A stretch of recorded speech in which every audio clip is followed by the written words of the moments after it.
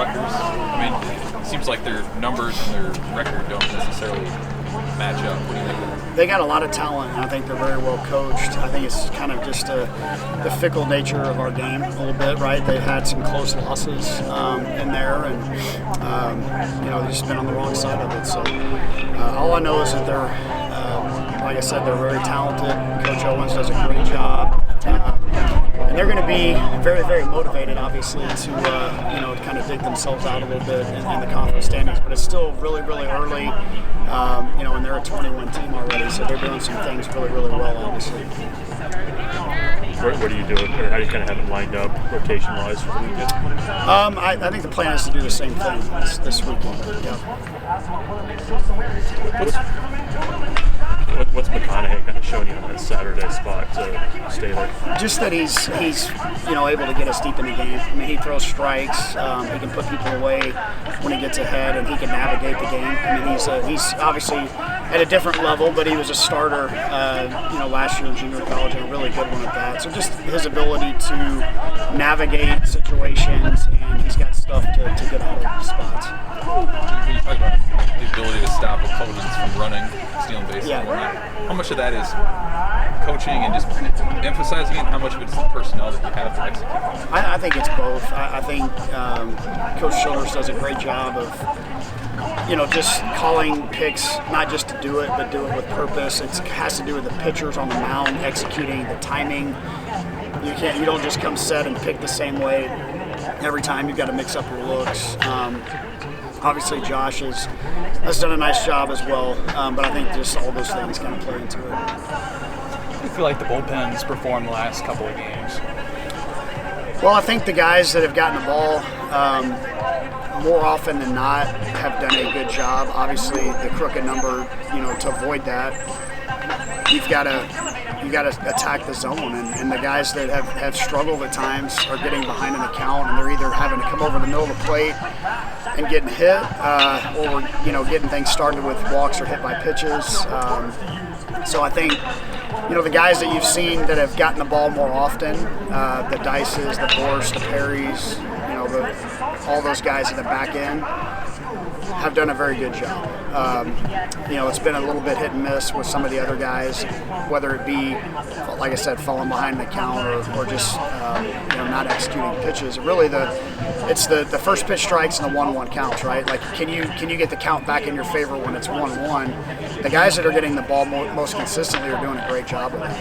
How have you seen Brett Sears grow from the start of the season to now as a player, but also in his confidence? You can see his confidence grow. I mean, he's always been a very confident young man, but just with success that breeds that, and he's obviously had a lot of that.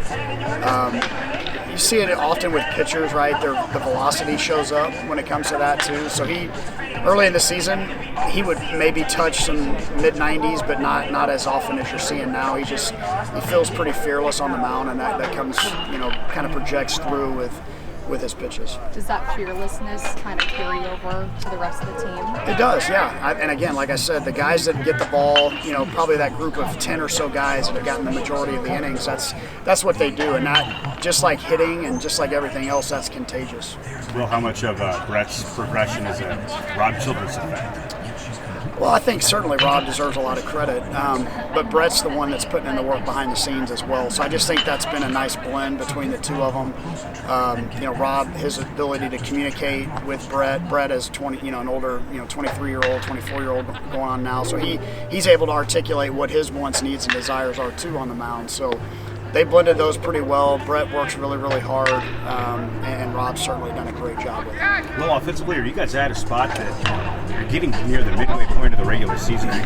Offensively, are you guys doing what you wanted to be doing at this point in the year? No, I would say no. I would say we're still trying to hit our stride offensively. I think we've had some good moments.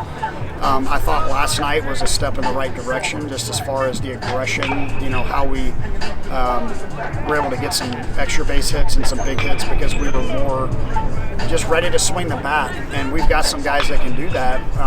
We've been a little passive at times for my liking. And, to be a really good offense, you've got to dictate your at-bats. And so we've got some guys that are still trying to mesh together and trying to figure out, okay, at this level, what works and what doesn't work. So we've had some guys that didn't get off to great starts that you're starting to see some things come around from some of those guys too. So I think the best is yet to come for our offense. I don't think we've done it nearly as well as we can. There's been some great moments, but I think we can certainly continue to get better, and I expect us to keep getting better. You have an update on Brumbaugh for this week? Brumbaugh looked good yesterday. He threw yesterday before the game, felt good about it, didn't have a lot of pain. I would expect that we could be looking to him to play this weekend. What's Sanderson kind of brought when he's been able to be in there, just from a quality of that point of view? The big inning that we responded last night, he was really the main reason why. Left on left, he had about a 10-pitch at bat. It goes as a single in the scorebook, but what he was able to do to set up the rest of the lineup for that inning was a big reason why we were able to get back in the game. He gives you a great at bat. His bat's in the zone a really long time. I've hit him leadoff, I've hit him 3, 4, a lot of featured spots in the lineup, and really all he does is barrel balls up. So it's been pretty impressive up to this point what he's done, and his makeup has a lot to do with that too. He's a grinder in the cages. He has a lot of confidence. It's quiet confidence though, so he understands that he doesn't get the results he wants without putting the work in. From your point of view, is it almost a little frustrating that you haven't been able to get him in the lineup a little bit more than what you have been? It is, and you've seen we're trying to get more offense going now, right? So putting him in left field, and Stoney got a little nicked up last night, so he went over to first base, and he can play some different positions. And again, it's just our job as coaches is to figure out, okay, how can we, get these guys all in the lineup together without completely sacrificing defense. And we were chasing runs last night too, right? So, you saw some movement with some guys in some different spots. Why was the hit rate on junior college recruiting so high? It seems like everyone from that level that you guys took has been a contributor. I think it's just, you go evaluate prospects, and you have an idea of kind of what translates to this level. You look at their stats, obviously, okay, that only tells one part of the story, the batting average, and, because the pitching is a step down, but are they commanding the strike zone? Are they putting the ball in play consistently? Are they able to use the entire field? And we have access now to things that, if you're not sitting in front of a game watching, that you can have more advanced film study on guys too. So I think that probably plays into it somewhat, and some of it's just a little luck of the draw, right? You'd like to think that you're going to hit on every prospect that you go see, and sometimes for whatever reason it doesn't work out. It very rarely has to do with talent, though. Usually it has to do with makeup, and so I think we've done a good job of hitting on makeup. Those guys mostly been plug and play, or what goes into making that transition smooth? Yeah, a guy like Silva, right? So he's got 70 grade speed, so that's going to translate to this level. His bat to ball is really, it's a high, he's got really good hand-eye coordination. So those are two things that aren't going to go away, just because he's moving up a level. So there's certain things that you can look at with a guy and say that's going to plug and play right away. Other things you may have to develop a little bit. The velocity piece of it, can you do more training to get the swing tightened up? And I'll say the biggest thing for a player transferring up is, are you surrounding them with more players that are above their ability level? That's the key, right? Because they're all, the more that they're around good players every day, the better they're going to get, because they see the level that they've got to get to. So, and that's been a big part of this development of some of these junior college guys too.